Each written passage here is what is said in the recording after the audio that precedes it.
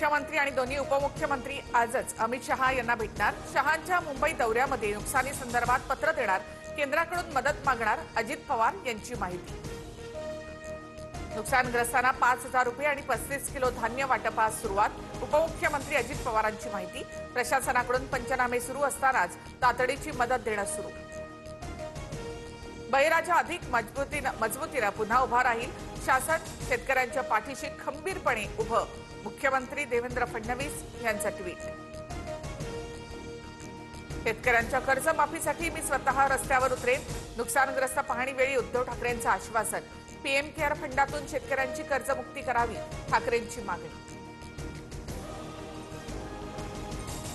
मुख्यमंत्र्यांची योग्य वेळ कधी येणार, पंचांग पाहणार आहेत का? शेतकऱ्यांचा सातबारा कोरा करा, हेक्टरी 50,000ची मदत करा, उद्धव ठाकरेंची मागणी।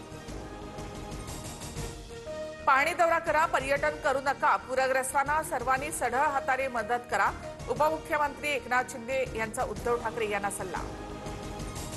धाराशिवमध्ये पूरग्रस्त भागाच्या पाहणीनंतर संवाद साधताना अजित पवार ग्रामस्थावर भडकले। गावकऱ्यांना कर्जमाफीची मागणी केल्यानंतर लाडकी बहिणीसह इतर योजनांचा उल्लेख करत अजित पवार यांचा संताप।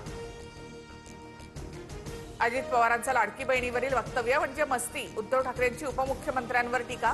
शेतकऱ्यांनी बँकांच्या नोटिसा शिवसेनेच्या शाखेमध्ये जमा कराव्यात, उद्धव ठाकरे यांचं आवाहन। ग्रामीण भागामधील तशी बोली भाषा, पण आम्ही कुठे काटकसर केली का? टीकेनंतर अजित